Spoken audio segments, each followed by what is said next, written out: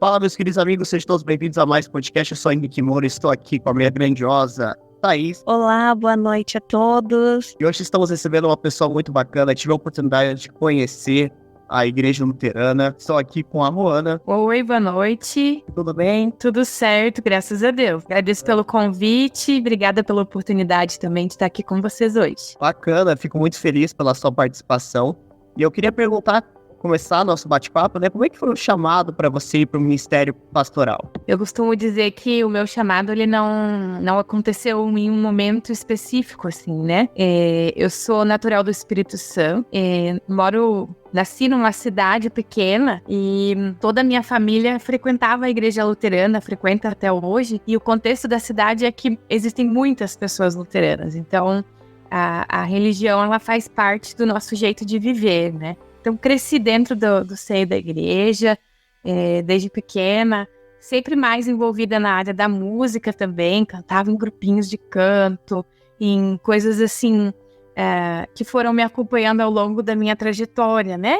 E acho que desde ali do início, uma sementinha vinha sendo plantada para que eu pudesse, então, na minha juventude, então, assumir esse meu ministério, esse chamado que veio sendo plantado lá. Há pouco tempo eu me lembrei de uma situação que eu acho que a primeira pessoa que percebeu que eu poderia ser pastora na igreja foi uma orientadora do culto infantil, que é o culto das crianças, que ela me chamava para fazer programas de rádio. Eu lembro que eu lia mensagens nos programas de rádio e acho que ali estava uma sementinha sendo plantada, né? Mas o chamado, ele foi acontecendo ao longo da vida. Na minha adolescência, eu estudei num colégio luterano e lá tive um pouco mais de contato com a palavra, com questões teológicas também. A gente tinha aulas de teologia e ali acho que veio sendo despertado mais forte. Só que eu era teimosa. Eu fugi um pouco desse chamado até os meus 21 anos. Depois que eu terminei o ensino médio, eu ainda fui tentar outras coisas da minha vida, fiz uma outra faculdade, comecei uma outra faculdade, mas tudo me levava para dentro da igreja, tudo me chamava de volta, né, para poder seguir esse ministério. Então, quando eu, enfim, decidi ir para a faculdade de teologia, aí meu coração ficou em paz. Ali eu percebi que aquilo que Deus vinha mostrando desde criança ia ser concretizado, né? Então, o chamado, ele foi sendo construído ao longo do tempo e reafirmado por muitas pessoas, né, que somaram na caminhada, que diziam que eu levava jeito para ser pastora, que a minha voz era boa, que eu podia, então, ir por esse caminho, né? Então, Deus foi mostrando de algumas maneiras que esse caminho era aquele que eu deveria seguir. Bacana, legal. E assim, foi uma coisa que você sentiu que você deveria seguir? Como é que era essa questão de você, como você comentou que plantou uma sementinha, você se sentia bem fazendo isso? Como é que era a sensação? Acho que eu sempre fui ratinha de igreja, eu adorava estar na igreja, assim, pra tudo, desde fazer bagunça com as crianças quando eu era pequena, mas também já na adolescência para poder ouvir a palavra e estar com as pessoas ali. Então, eu acho que não foi uma coisa assim que veio instantaneamente, mas que foi sendo cutucada. Eu ainda brinco que eu era igual Jonas, que eu fugia de Deus de todas as formas, né? E um pastor que foi a pessoa que mais me motivou a ser pastora, ele dizia pra mim assim: Deus vai te cutucar até você dizer que sim. E eu ria quando ele falava essas coisas, porque na adolescência ali eu ainda dizia que não, que eu ia ser musicista, porque eu gostava de tocar flauta e cantar na igreja. E ele dizia, não, seu chamado é outro, né? Então, eu acho que eu encarei por um bom tempo, assim, como uma forma de negação. Eu achava que não era isso que era a minha vocação, né? Mas depois de tantas pessoas me motivarem, acho que isso foi o mais importante, assim. Essa vocação externa que a gente chama, né? Quando as pessoas da comunidade, as pessoas do entorno, percebem em você uma vocação e validam essa vocação, né? Então, aquele medo que talvez eu tinha de assumir essa vontade que eu tinha, ele foi sendo dissipado pelo fortalecimento dessas outras pessoas, né? Com a fala das outras pessoas, esse meu medo de encarar o desafio, ele foi sendo deixado para trás e foi tomando conta, então, essa vontade de realmente seguir, né, no ministério e então, estudar teologia. Bacana, legal. E Amor, conta pra gente como é que você conheceu a igreja luterana? Então, na realidade, eu nasci na igreja luterana, né? A minha família toda é luterana, né? Que a minha família é gaúcha. E daí o meu avô, por indicação, assim, de uns tios, falou dessa igreja que tinha ali no Pedro Moro. E daí a minha família se instalou ali. Então, ali eu fui batizada, ali eu fui confirmada, né? E foi a igreja, assim, que me moldou, né? Que participou aí de toda a minha vida, todo o meu desenvolvimento, e daí eu fui, assim, ter uma atuação maior com a vinda da pastora Roana, né? Que antes, assim, eu era só a neta da minha avó.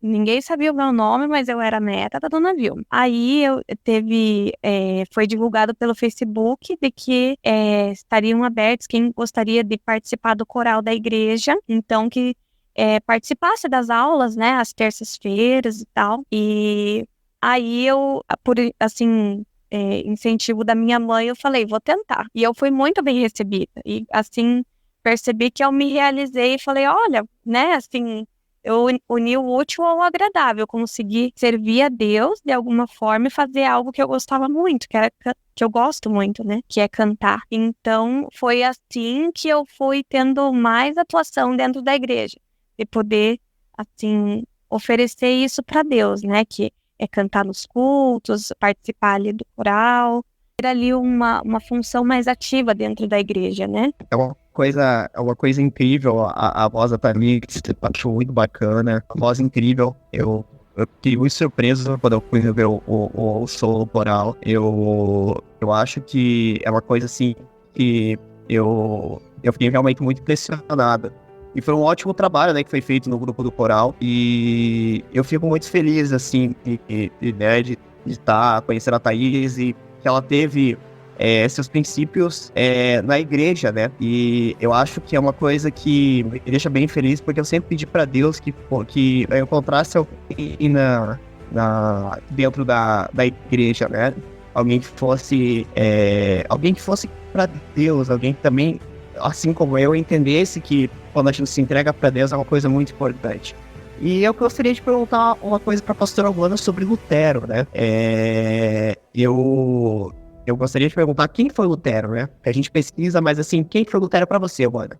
Lutero tem influência na história da humanidade, né? Eu acho que todo mundo, em algum momento do estudo no ensino fundamental ou médio, se depara com um marco na história que foi quando ele atuou, então, né? Mas Lutero, para mim, é a pessoa que trouxe uma grande revolução no sentido de fazer as pessoas enxergarem aquilo que estava errado, né? Aquilo que não deveria continuar sendo, né?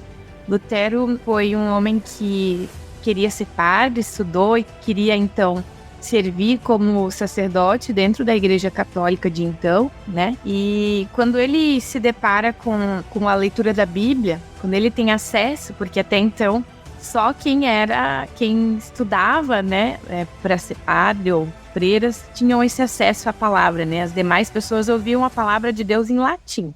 Ninguém entendia nada, né? E Lutero era aquele que, quando vai estudar a palavra de Deus, ele percebe algumas coisas que estavam acontecendo que não estavam sendo condizentes com a palavra, né? Que a igreja da época, então, estava usando da palavra de Deus para tirar das pessoas dinheiro, causar medo nas pessoas, ter um controle das pessoas também em âmbito político, né? Porque a igreja, ela não tinha só o poder eclesial, ela tinha o poder político também na época. E quando ele enxerga isso, ele precisa contar e mostrar para as pessoas que não estava certo. Por exemplo, né, a venda de indulgências, que era vender um pedacinho do céu, digamos assim, né? Você podia pagar pela sua salvação. E Lutero dizia, não, o amor de Deus, ele não pode ser pago. Ele descobre que Deus não é um Deus punitivo, um Deus vingativo, mas é um Deus de amor. E ele começa, então, a contestar isso, e isso causa um desconforto entre o clero, as pessoas que estavam à frente da igreja de então, e que não querem se retratar contra esse erro e querem, então, ir contra Lutero. E, no fim das contas, Lutero acaba sendo expulso da igreja, né, excomungado, e corre risco de vida, inclusive, por causa disso. Quem era excomungada, a pessoa não tinha mais valor, digamos assim, podia ser morta. E depois, como ele não para de escrever sobre aquilo que ele compreende da palavra de Deus, ele vai agregando pessoas que somam com essa ideia, somam com essa iniciativa dele de mostrar a palavra para as pessoas, de mostrar esse Deus que é um Deus de amor, e outras pessoas vão se juntando, então, nesse que a gente chama de movimento da reforma, né?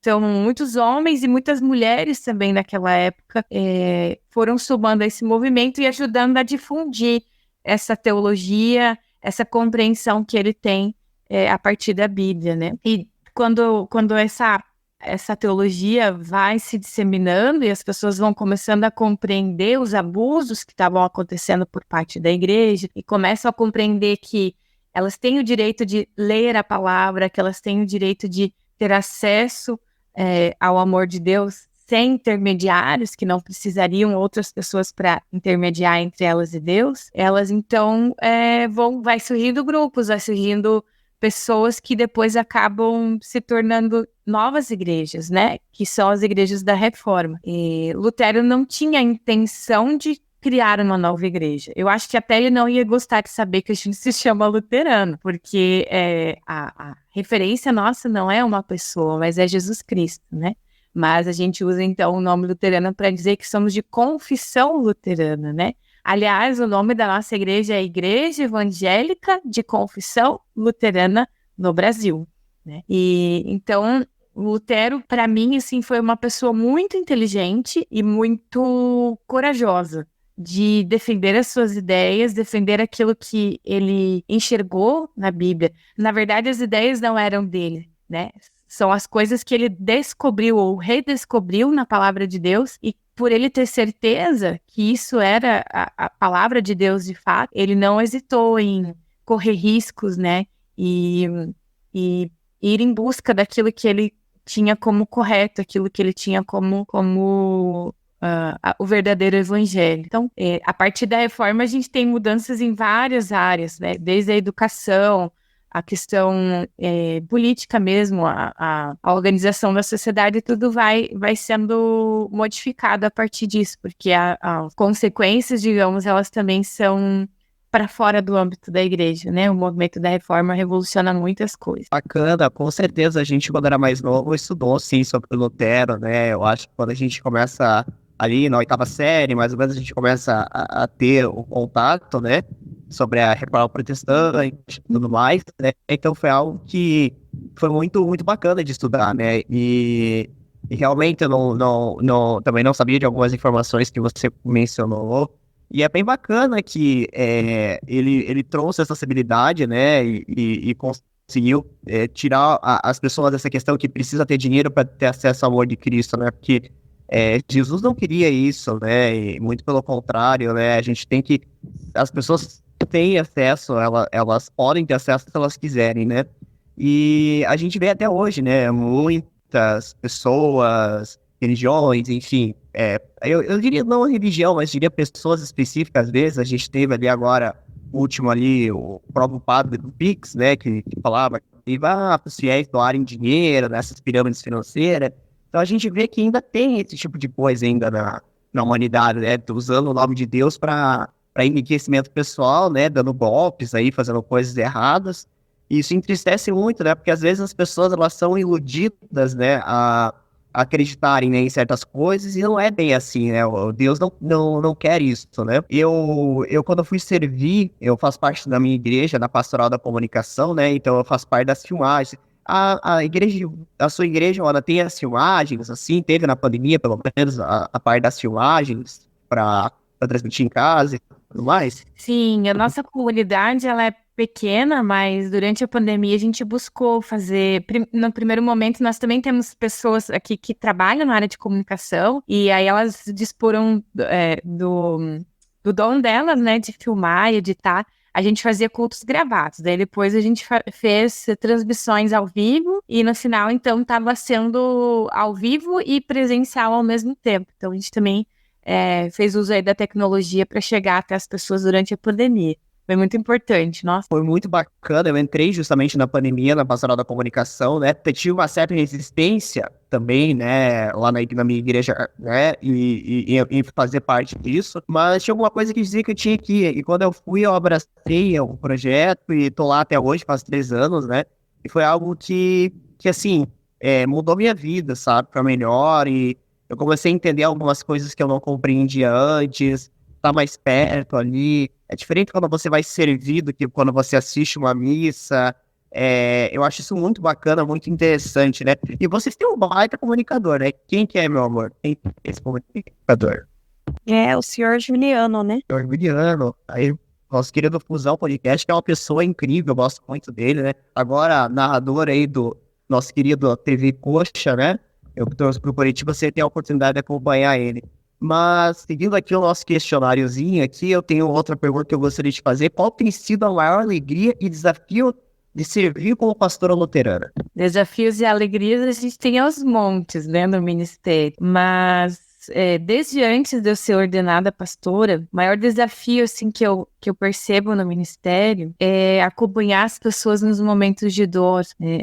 No meu servir, as pessoas, eu acompanho muitas pessoas adoentadas, pessoas enlutadas, pessoas que passam por dificuldades financeiras ou dificuldades familiares, né? Então, assim, eu acompanho e vejo de perto a dor do ser humano, sabe? Então, acho que para mim esse é um desafio muito grande, você conseguir levar uma palavra de conforto e consolo nos momentos mais difíceis da vida das pessoas, né? E eu sempre digo, quando acompanho algum velório, né, de que as nossas palavras humanas, elas não conseguem chegar com nenhum consolo, e que por isso a gente busca na palavra de Deus, né? Então, é um desafio grande, mas também um grande privilégio, né? Poder ser porta-voz do consolo de Deus nesses momentos difíceis. Então, para mim, esse é o maior desafio, encarar a dor da vida humana, né? Ela está escancarada muitas vezes na minha frente. E por outro lado, também as alegrias, elas estão sempre presentes na vida da comunidade, né? Ao mesmo tempo que a gente chora com uma família enlutada, no mesmo culto a gente vai celebrar o batismo de um bebê. E ali a gente vê a vida renascendo e se alegra porque mais uma pessoa faz parte da família de Deus, né? Então, também eu tenho esse privilégio de acompanhar os momentos felizes, quando nasce uma criança, quando um idoso... Hoje eu fiz uma visita hospitalar e quando eu orei a oração do Pai Nosso com a idosa que está na UTI, ver ela, mesmo não estando lúcida, conseguindo orar o Pai Nosso junto comigo, isso é de uma alegria tremenda, de ver como a fé para aquela pessoa é importante, de como essas coisas, as orações, os hinos, são coisas que ficam na memória da pessoa, e quando ela não se lembra de mais nada, ainda essas coisas estão ali no coração, né? Então eu penso assim que a alegria e a tristeza, os desafios, eles estão juntos porque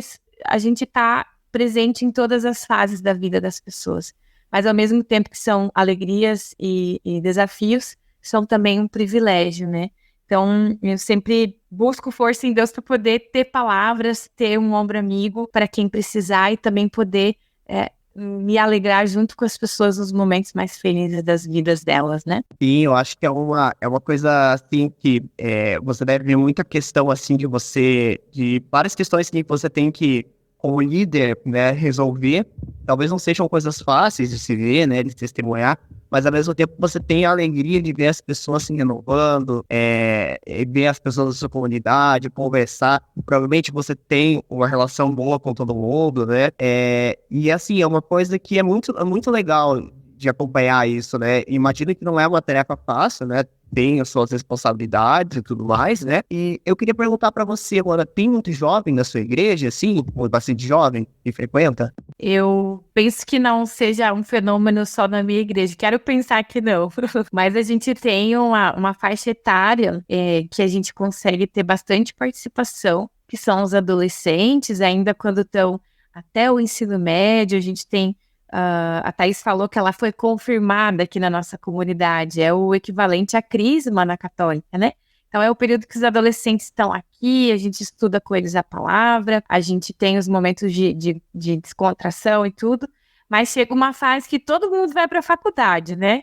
E aí a gente tem uma defasagem aí de um grupo nessa faixa etária. Mas a gente percebe também que depois de um tempo, essas pessoas têm retornado para a comunidade, né? Então, na fase aí, eu tenho 31 anos, as pessoas um pouquinho mais jovens que eu e mais ou menos da minha faixa etária, são pessoas que retornam novamente, que já têm ali sua vida, digamos, profissional já mais ou menos encaminhada, alguns são casais recém-casados, então esses têm retornado, né? Então, a prevalência acho que é de também bastante pessoas de meia idade, pessoas idosas, mas acho que a nossa comunidade, né, Thaís, é bem mista, assim, a gente tem visto pessoas de todas as faixas etárias aí, pelo menos aos pouquinhos, né? Sim, verdade. Tem, assim, de todas as faixas etárias. É claro que por ser uma igreja, assim, mais tradicional, eu acredito, assim, que para você atrair um jovem tem uma certa dificuldade, que não tem aquele apelo, assim, de como essas igrejas assim, mais modernas e tal, tipo worship, sabe? Que tem, assim, um apelo bastante pro público jovem, né? Mas é exatamente como você falou. Eu percebo, assim, que tem aquele afastamento da igreja, mas daí quando casa, quando tem os filhos e quer batizar os filhos, né?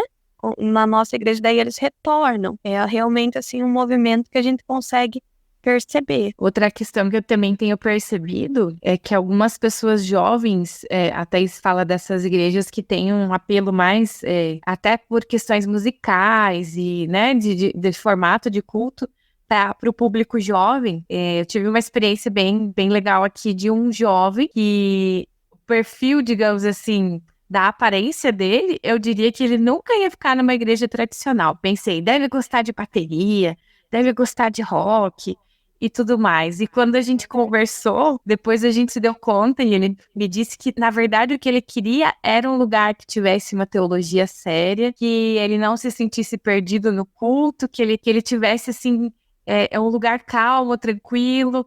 E eu me admirei. Ele gosta, assim, de rock. Inclusive, ele toca numa banda de rock gospel, mas ele adora os hinos antigos. A Thaís acho que sabe de quem eu tô falando. E eu acho que essa foi uma experiência bem bacana.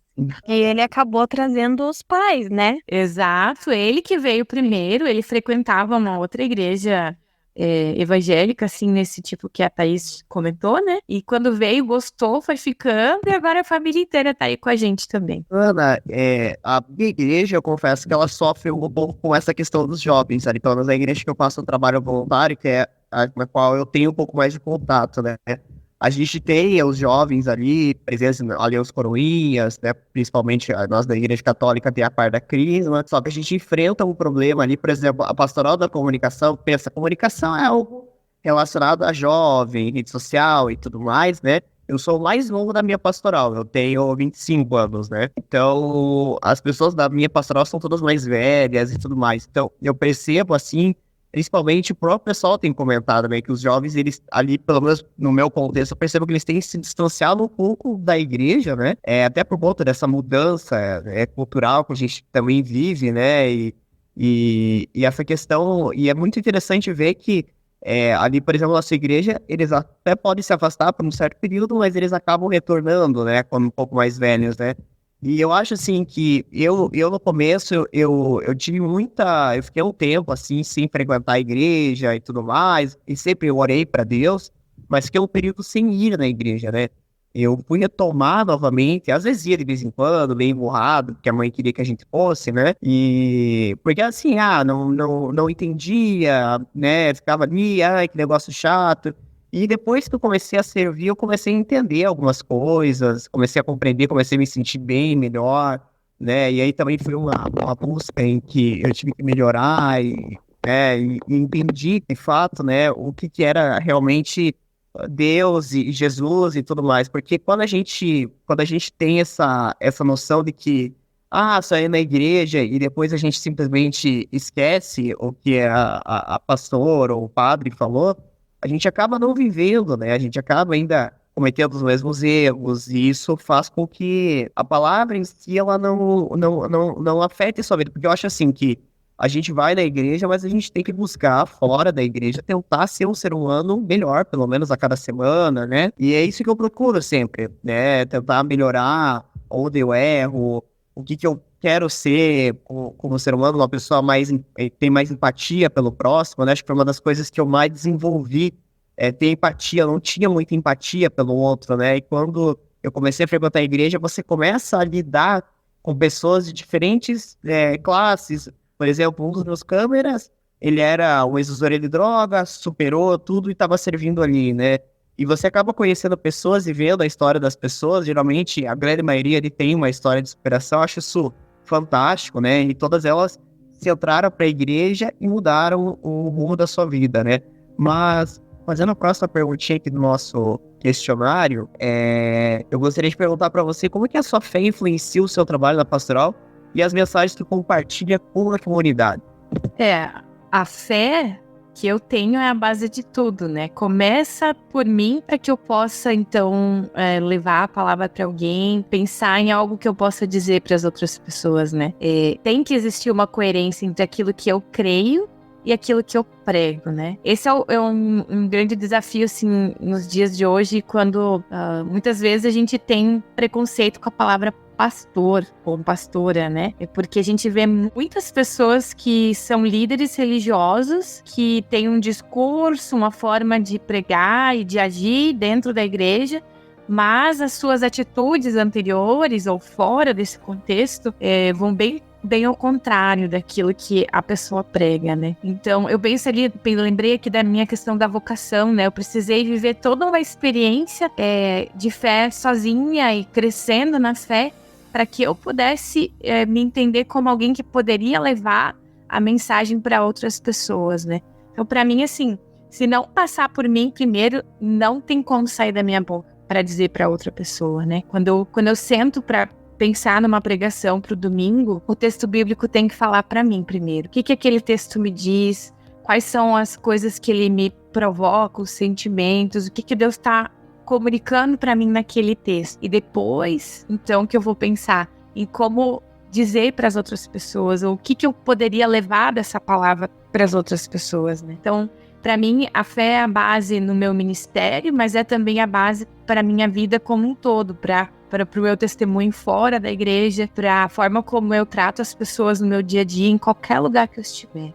Então, ela é a base para tudo, e especialmente para o meu ministério. Se eu não exercito e não cuido da minha fé individualmente, eu não tenho nem condições de estar na frente de uma comunidade, de subir no púlpito para pregar a palavra, né? Então, a fé passa por mim primeiro. Ana, e assim, como é que você se prepara para fazer, por exemplo, a parte da homilia? Você prepara o texto? Você pesquisa alguma coisa? Como é que funciona? Nesse ponto, a gente é bem similar à Igreja Católica. Nós temos... não sou eu que escolho o texto que eu vou pregar no domingo. Isso é muito legal, porque daí eu não fico tendenciosa a escolher só aqueles que eu gosto. A gente tem o lecionário comum, e se você reparar, Henrique, quando você for olhar uma missa e um culto da luterana no mesmo dia, provavelmente vai cair o mesmo texto bíblico, porque nós seguimos esse mesmo lecionário. Então, eu tenho aqui o texto que é previsto, ele vem indicado para mim, e quando eu vou preparar o que eu vou dizer no domingo, a primeira coisa é ler esse texto várias vezes para mim mesma, pensar sobre esse texto. Eu costumo começar na terça-feira e eu vou terminar no sábado à noite, porque durante a semana eu vou vivenciando coisas que vão me trazendo luz sobre esse texto bíblico, né? Então, a gente tem materiais, a gente pode procurar muitas vezes na raiz das palavras no hebraico, no grego, para saber pormenores assim, do texto bíblico, para buscar tudo que puder de informação para poder construir essa mensagem, né? Então, a mensagem, a pregação no domingo, ela sempre é preparada por nós, pastores e pastoras, baseado nesses textos, né, são mais de um para cada final de semana, e tem todo um processo, assim, de primeiro deixar o texto falar para a gente, para depois, então, falar esse texto para as outras pessoas, né. Então, acho legal essa coisa de que não sou eu que escolho. Eu tenho a liberdade de, quando eu quiser fazer um texto, um culto temático, algo assim, escolher um texto, mas geralmente a gente segue o texto previsto justamente para nos desafiar e pensar coisas diferentes e deixar que a palavra nos desafie também. Bacana, é meio interessante isso, né? Vocês têm ali todo o protocolo e você pode pesquisar durante a semana. E quando eu assisti, eu achei, eu achei assim bem bacana, bem gostoso de ouvir, assim, porque é uma coisa que era tranquilo, não é, às vezes tem aquela pregação assim que parece que mais que o pastor tá mais dando porrada na comunidade do que falando, conversando, e eu achei assim muito legal, muito tranquilo de ouvir, assim, eu me senti bem, até comentei com a Thaís, assim, que eu me senti muito bem no ambiente, eu achei, assim, que foi um lugar tranquilo, no dia que eu fui não tinha, assim, tantas pessoas, mas eu me identifiquei muito, porque tem muitas coisas iguais à Igreja Católica, né? E achei muito legal, muito interessante, assim, de acompanhar, de ver e tudo mais, né? Meu amor, gostaria de fazer alguma pergunta, tranquilo? Deixa eu só fazer um comentário. Nem sempre a palavra nos deixa tranquilos. Vai que ele deu sorte, né, Thaís? Que era um dia que o texto era light, mas às vezes veio umas bofetadas. Verdade. Né? Tem vezes que a palavra, né? Bem confrontada com a pregação. Aí de lá coçando a cabeça, eu falei, ai, misericórdia.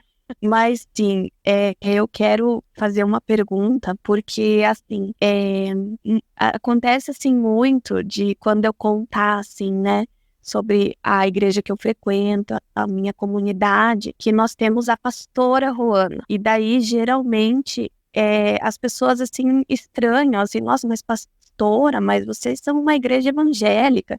Não seria a esposa do pastor? Porque tem muitas denominações onde a mulher não pode tomar a frente da comunidade.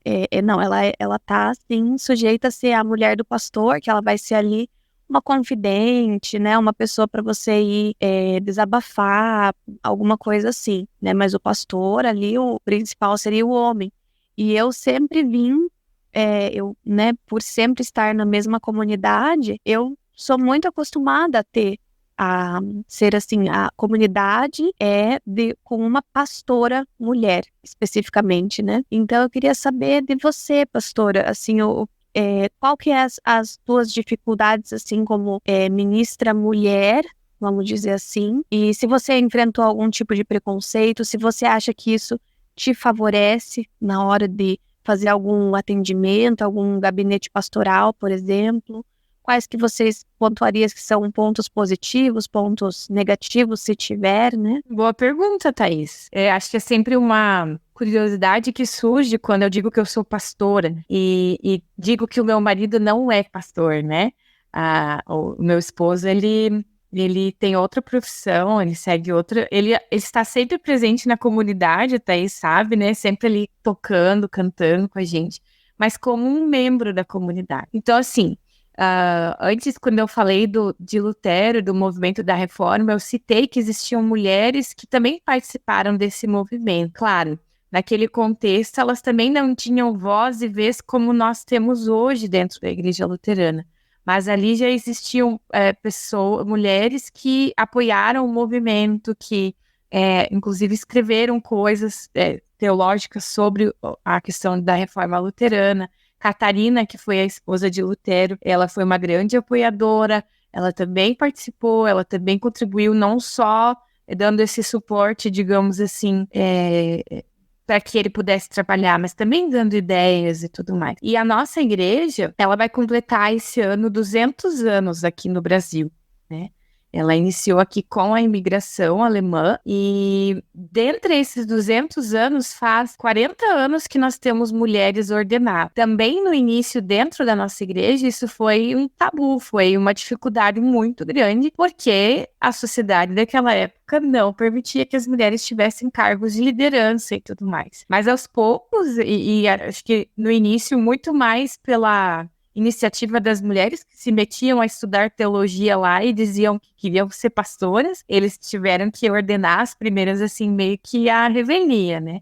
Mas depois a gente passou por um processo de estudo teológico para entender e embasar as mulheres sendo ministras também na igreja, né?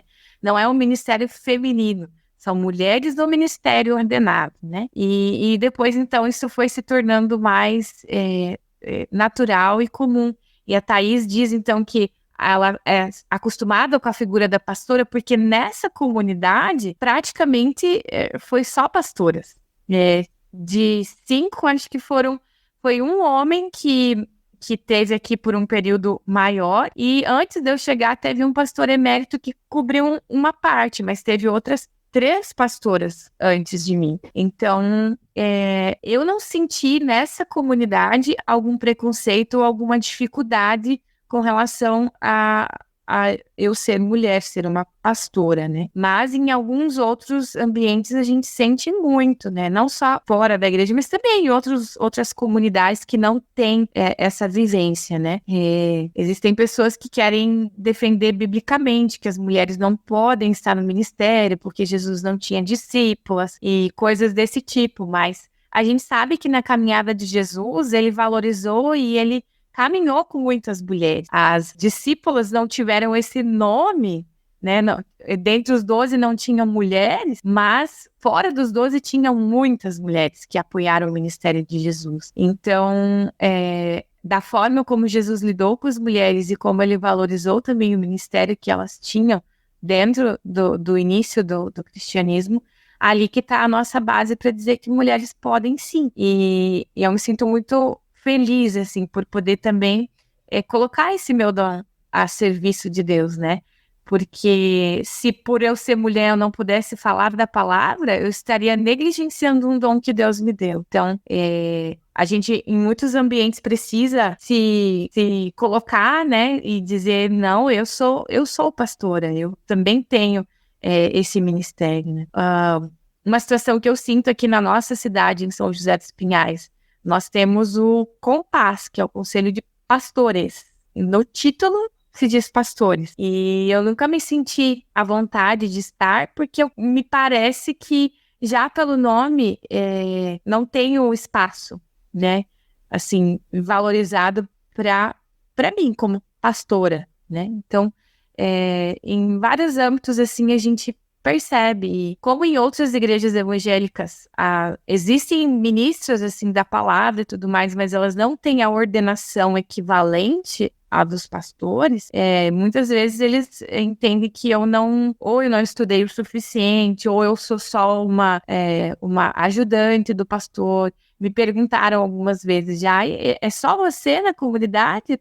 Tem algum pastor? Então, não, eu sou a única pastora da comunidade, né? Então, a gente lida com esses desafios, mas também eu tenho consciência de que as coisas não mudam do dia para a noite. Sou feliz porque na ESLB já há 40 anos a gente tem pastoras, e eu sei que há uma caminhada aí pela frente para que todas as pessoas sejam valorizadas, né? E não só pastoras, também todas as mulheres membros das comunidades também ter o seu espaço de liderança, né? De ser valorizadas. E não mais que os homens, nós queremos só que todos possam servir com os dons que têm, né? Nenhum a mais, nenhum a menos. Certo. Eu acho que a gente passou, né, dessa fase de não aceitar uma pastora mulher. Eu acho que a gente tá no mundo agora em que a gente tem uma outra visão em cima disso, e eu gostei muito da sua pregação aquele dia que eu fui, como eu comentei, achei muito bacana, né? Uma coisa que eu achei super legal é a leitura compartilhada. Eu acho que isso é uma coisa que eu implementaria dentro da Igreja Católica, porque eu acho que é legal quando todo mundo lê ali e tal. Eu acho que chega aquela coisa assim, às vezes o cara tem vergonha de subir ali na frente, mas tá todo mundo lendo ali, ele vai ler igual na escola, todo mundo lê um pedacinho ali e tá tudo certo, né? Acho bem, bem bacana. Mas assistindo aqui o nosso questionário, a próxima pergunta que eu queria te fazer é sobre qual que é a sua opinião sobre a igreja, qual que é o papel da igreja na sociedade atual? Quando eu penso nessa pergunta, eu me lembro do versículo de Mateus 5, 13, 14, né? E Jesus disse que nós somos o sal da terra e nós somos a luz do mundo. Esse também é um lema bíblico que a gente tem para a nossa igreja, para a ECLB nesse ano de 2024, para que a gente possa refletir de que a gente tem um papel de fazer a diferença. Então eu entendo que o papel da igreja hoje, e agora a igreja não só a minha igreja, né? A igreja com I maiúsculo, eu digo, né? O povo de Deus, as pessoas que creem em Cristo, para mim o nosso papel é dar um bom testemunho, viver aquilo que a gente prega, aquilo que a gente crê, né? Porque nós não estamos aqui para impor a nossa fé para nenhuma pessoa. A questão do respeito às outras denominações religiosas, outras religiões, é algo muito importante e a gente preza muito sobre isso na nossa igreja. Mas nós estamos aqui para testemunhar em quem nós cremos. E a gente testemunha de que maneira? Na maneira como a gente vive, como a gente trata as outras pessoas, como a gente lida com a criação de Deus, com o meio ambiente, né? Então, para mim, o papel da igreja hoje é testemunhar aquilo que ela crê. Se a gente testemunha e dá um bom testemunho, a gente tem grande chance também de transformar o mundo ao nosso redor, né? Quando a gente pensa em boas ações, em bons exemplos, a gente sabe que eles contagiam, né? E se a gente, como pessoa cristã, dá um bom testemunho, dá um testemunho de respeito, testemunho da verdade num mundo onde há tanta mentira, né, fake news e tudo mais, quando a gente também dá um testemunho de amor no meio do mundo que é cercado por ódio, por violência, isso é cumprir o nosso papel, é mostrar para o mundo que dá para ser diferente, que a gente não precisa ir pelo caminho que leva ao mal, que leva as coisas que trazem dor para a sociedade, né? Então, pegando um pouco o gancho de Lutero, ele compreendia que a gente, como cristão, também deve ser um bom cidadão, uma boa cidadã, né? A gente tem que cumprir o nosso papel na sociedade para também, assim, ser coerente com a fé que a gente tem, né? Então, se há um papel que a gente tem na igreja, se há um papel que a igreja tem no mundo, é dar um bom testemunho daquilo que ela crê. E o que a gente crê é no amor de Deus, no respeito, na verdade, no serviço ao próximo. Então, esse é o papel que a gente tem na sociedade hoje. Eu queria perguntar, Thaís, quer fazer alguma pergunta, meu amor? Não, amor, Certo, vai falar a frase do Gabriel? tô tranquilo. Tô tranquilo, tá certo. Nosso querido Gabriel sempre tem uma frase icônica de falar, tô tranquilo, quando ele não quer fazer mais perguntas, mas realmente, né, a igreja, ela é importante na vida das pessoas. Eu acredito que as pessoas que vão na igreja, geralmente, elas são mais ligadas ao próximo, são mais famílias, e acho que tem muito a ver essa proximidade, justamente às vezes quando a gente percebe que, por exemplo, o líder religioso, por exemplo, um período que eu não estive dentro da igreja, foi um período que ia lá, não concordava muito com o que o padre falava e tudo mais, acabei me afastando por um período de tempo, e no meio, digo assim, me afastar de quase não ir sempre, mas eu percebo que quando o líder religioso, ele consegue, de alguma forma, contagiar o público, consegue... aquela palavra consegue fazer sentido para a vida da pessoa, e eu vejo que as pessoas, elas começam a frequentar a igreja justamente porque elas começam a acreditar, a ter fé novamente, né, na sua vida. Mas, seguindo aqui a nossa pergunta, essa pergunta eu diria que é uma pergunta, assim, que leva a muitos questionamentos, né? Como lidar com as questões contemporâneas à luz da fé luterana? Essa é uma pergunta um pouco difícil, né, Henrique? Mas, assim, como que a gente lida com as questões que a gente tem nos dias atuais? Eu fiquei pensando no que eu posso encontrar em Lutero que pode me ajudar a ler o mundo, a encarar as coisas que a gente vive. E existe uma premissa na teologia luterana que é a base de toda a teologia para Lutero. Lutero diz que a gente precisa... Eu digo assim, né? Usar óculos de Jesus.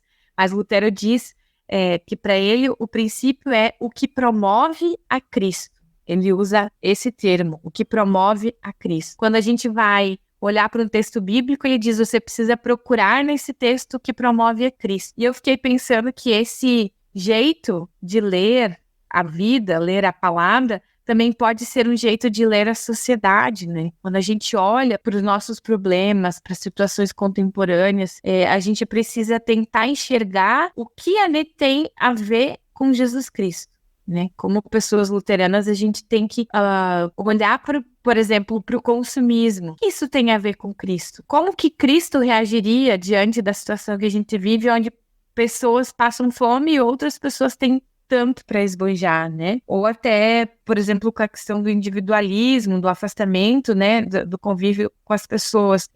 O princípio cristão, para Cristo, era sempre a comunhão, o servir, o amor, o respeito, né? Então, para mim, uma chave que eu posso usar para lidar com as coisas contemporâneas é isso, né? Para que eu possa saber diferenciar, porque eu acho que hoje em dia é muito difícil a gente conseguir não ir na onda da sociedade, né? Tá todo mundo fazendo tal coisa, a gente cai na tentação de fazer também, porque eu não quero ser careta, eu não quero ser taxado de né, atrasado, e eu quero ir. Mas espera aí, se todo mundo está indo para lá, será que realmente é o correto, né? E nós temos como base, pessoas cristãs todas, né? Um princípio muito importante na nossa fé, que são os 10 mandamentos. Os 10 mandamentos foram dados por Deus para que a gente pudesse viver bem, né? Tem gente que acha que os 10 mandamentos só são não pode isso, não pode aquilo outro. Eu gosto de pensar nos mandamentos como regras de trânsito. Não são para tolir a nossa liberdade, mas elas existem para que todo mundo possa fluir no trânsito, porque se fosse todo mundo fazer como queria, não ia dar certo, né? Então, Deus sabiamente nos instrui nos 10 mandamentos, uma maneira da gente viver bem em sociedade, viver bem com as outras pessoas, né? E os 10 mandamentos, eles surgem no contexto de escravidão. Deus, ele concede os 10 mandamentos para o povo quando ele é liberto da escravidão. E ele diz assim, para vocês nunca mais serem escravos, eu vou dar os 10 mandamentos para vocês saberem que seguindo esses mandamentos, vocês vão viver em liberdade. E aí, a gente tem um outro termo também na confessionalidade luterana, que é a liberdade cristã. Eu acho que às vezes as pessoas pensam assim que nós que somos evangélicos, nós que somos cristãos, somos pessoas que vivem de regras, né? E às vezes, não sei se a Thaís já teve essa pergunta, já perguntaram para você, Thaís, qual é a regra da sua igreja, o que não pode na sua igreja? Então, como eu sou uma pessoa, assim, como que eu vou dizer, assim, eu vou toda emperequetada pra igreja, né? Aí, tipo, as pessoas perguntam, assim, nossa, mas na tua igreja, você vai assim pra igreja? Você vai assim, tipo, toda maquiada, com um brinco grande, né, assim. Então, isso as pessoas questionam, mas isso não é proibido? Na época eu tinha piercing também no nariz. Nossa, mas você é evangélica, você tem piercing, que estranho, né? Isso ele já... Só, então a pergunta geralmente vai nessa assim, pode pastora usar esmalte na unha? Eu lembrei que a Thaís adora pintar a unha, né? Então, as pessoas perguntam porque acham que pessoas cristãs evangélicas são aquelas que vivem do não pode, das regras. E para nós, pessoas luteranas, a gente tem o que a gente chama de liberdade cristã. Lutero, ele diz que nós somos livres de todas as coisas e a ninguém sujeito, né? O cristão é um ser livre e não é sujeito a ninguém, mas aí ele completa. E ao mesmo tempo é servo de todos e a todos sujeito. A gente é livre pela fé, porque a fé, ela quer nos libertar, né? Do pecado, da condenação, mas também para ter uma vida livre. Mas, ao mesmo tempo, a fé nos compromete. E ela nos faz enxergar que nem tudo que se tem como aquilo que se pode convém para nós, né? Então, a gente vive nessa liberdade com responsabilidade. Então, a pastora não dá regra, né, Thaís? A pastora não fala para a Thaís que ela não pode vir de salto alto, que o homem não pode fazer a barba ou sei lá o quê.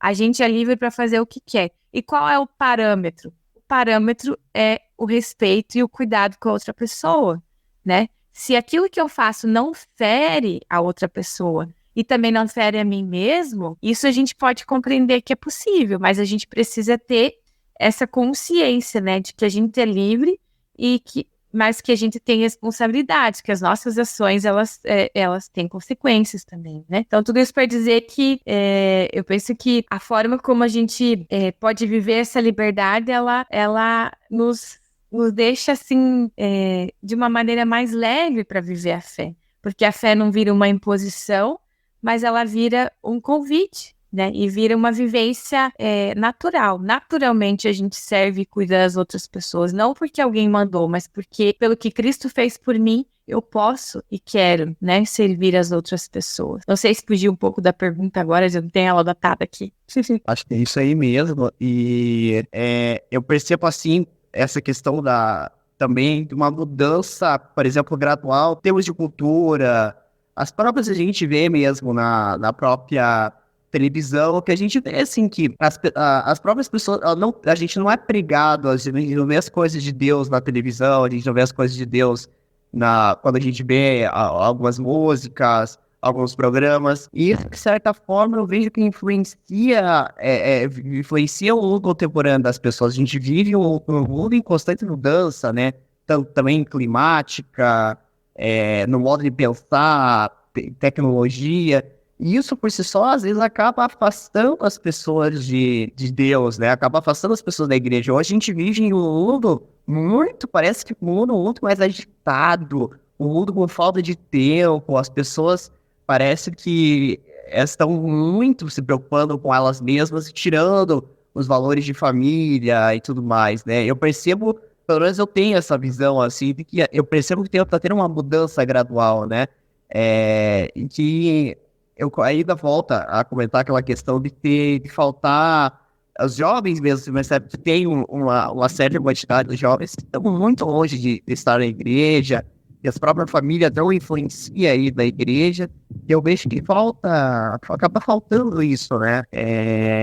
Um pouco ainda na sociedade, ainda para que a gente tenha uma sociedade mais plena, mais ligada a Jesus, para que a gente possa todo mundo viver em harmonia e, é claro, cumprir as leis dos 10 mandamentos e tudo mais, porque a gente tem hoje um mundo doente, né? A gente tem um mundo maluco e parece que cada vez mais as coisas parecem estar girando ao contrário, né? Eu não sei se a pastora Luana também tem essa visão, assim, mas pelo que eu percebo, parece que a gente vive um mundo em constante mudança, né? Só que essas mudanças nem sempre estão sendo positivas, né?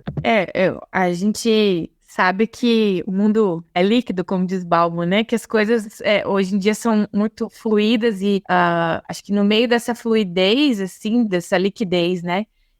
As pessoas estão realmente perdidas, né? E buscam encontrar soluções para sua vida em tantas coisas, né?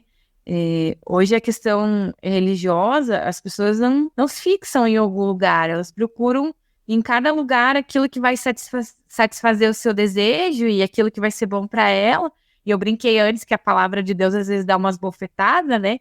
E daí se a palavra dá uma bofetada, já não quero mais isso aqui, vou para outro lugar, porque a gente não quer ser confrontado com os nossos erros, os nossos pecados, a nossa fragilidade humana, né?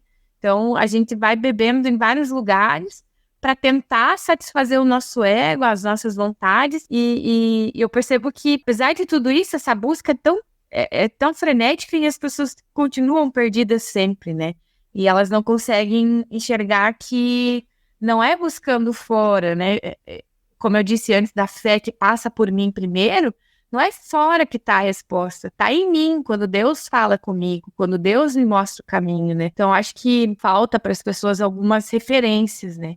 Mas também percebo que há uma busca também por coisas mais sólidas, né? Se o mundo é todo líquido e a gente não sabe mais o que é parâmetros, não tem mais regra de nada, as coisas são tudo assim, muitas pessoas estão buscando esse lugar do sólido, né?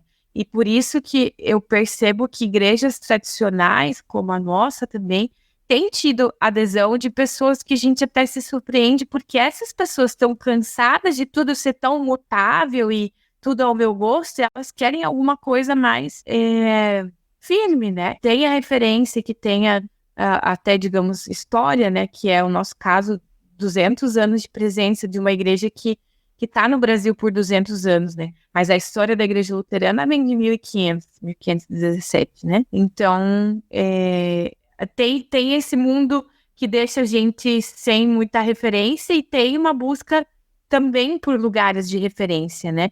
E por isso que acho que também os termos da família, tudo isso vem surgindo porque as pessoas estão se sentindo perdidas e buscando coisas sólidas, né, para poder se encontrar de novo. Sim, com certeza, eu concordo contigo.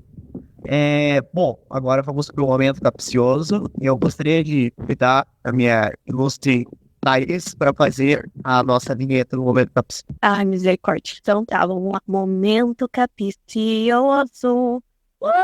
A pergunta capciosa que eu fiz hoje, eu deixei preparado aqui, é a seguinte, né? Então a gente tem como se você pudesse enviar uma mensagem para todas as pessoas do mundo, qual que seria? Pensei em várias coisas, mas fiquei pensando que eu poderia dar um intimato para as pessoas e dizerem, vocês têm que crer em Deus. Ou eu poderia, sei lá, dizer que as pessoas não deveriam fugir do pecado e tudo mais. Mas aí eu me deparei com a forma como Jesus agia.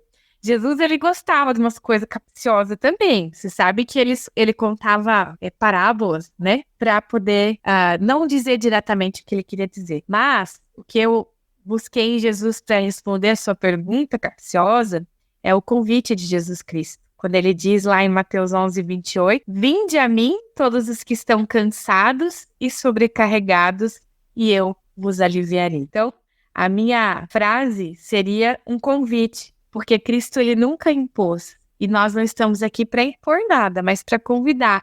E o convite para as pessoas do mundo todo que estão da forma como nós acabamos de comentar, perdidas, o convite é para que elas encontrem um lugar de alívio, de descanso em Jesus Cristo, que é aquele que quer caminhar com a gente nas loucuras da nossa vida e quer nos ajudar também a encontrar um caminho verdadeiro. Olha aí, mensagem muito bonita. Agradeço de coração. Acho que é uma mensagem bonita, eu acho que essa mensagem é realmente o que Jesus quer para as pessoas, e eu queria agradecer, né, a tua participação hoje, né, com o nosso podcast, também agradecer a Thaís, que fez a ponte para conversar com você, né, e posso contar a história, né, eu acho que posso contar a história, né, amor, como que surgiu essa ideia. Bom, quando a gente estava se conhecendo, tava ali, acho que eu tava ali na Doctor Center, né? E aí a gente tava se conhecendo, né? Normal. E aí eu beijei a Thaís no sinaleiro. E bem na hora passou o carro da pastora, né? Acho que foi isso. Foi exatamente isso. Foi isso. A pastora presenciou o primeiro beijo? Exatamente. Eu falei, vai. A gente nunca tinha se beijado. E eu, tipo assim, isso nunca acontece. Aí, quando acontece, a pastora vê, que vergonha. Mas eu fui bem discreta. Eu nem disse que tinha visto na hora que eu podia ter buzinado, mas eu passei direto e só mandei um recado depois. Mas eu acho assim que foi bacana, foi uma coisa assim que aí também gerou toda a conversa, e aí ela fez o convite, né, pra eu conhecer a igreja, e depois, né, a gente conversou e marcou o podcast. Na verdade, o podcast foi antes, né? Depois eu fui na igreja. Mas agradecer de coração mesmo por você ter participado hoje, ter disponibilizado o seu tempo para conversar comigo, né? E também com a Thaís. Geralmente sou eu e meus 2 amigos, né? Mas infelizmente eles não puderam estar presentes aqui hoje. Então eu convidei a minha namorada para estar aqui hoje, sendo minha co-host no bate-papo. Agradecer também a Thaís por ter também disponibilizado o seu tempo, porque ela veio correndo de casa, do trabalho para casa, né? A Thaís trabalha em farmácia, então não é fácil vir do trabalho direto para casa. Acho que é foi uma correria, e ela se dispôs hoje a participar junto no bate-papo, e acho que isso foi muito bacana. E convidar também o pessoal a ouvir o nosso próximo episódio, né? Que vai ser sobre o Percy Jackson, domingo às 19h30, vai ser um pouquinho mais cedo essa gravação, né, por conta do convidado. E também deixar aqui, eu gostaria de saber se você tem alguma rede social da igreja, ou uma rede social pessoal sua, que você posta algum conteúdo, alguma coisa? Nós temos a página do Facebook da comunidade, a Comunidade Concórdia IECLB, né? IECLB é a sigla da nossa igreja, né? Podem nos procurar lá no Face, temos ali também o meu contato de WhatsApp tá lá, se alguém quiser interagir, perguntar algo, talvez ficou com alguma curiosidade, também estamos à disposição. E podem nos conhecer também, quem é aqui de São José dos Pinhais, Se tiver interesse, pode nos procurar. E foi um prazer estar com vocês também, dialogando e esclarecendo coisas e tendo mais curiosidade sobre outras também. Então, espero que tenham gostado também. Nós gostamos bastante, eu acho que foi uma conversa muito produtiva. Eu quero te ver mais vezes aqui nesse podcast.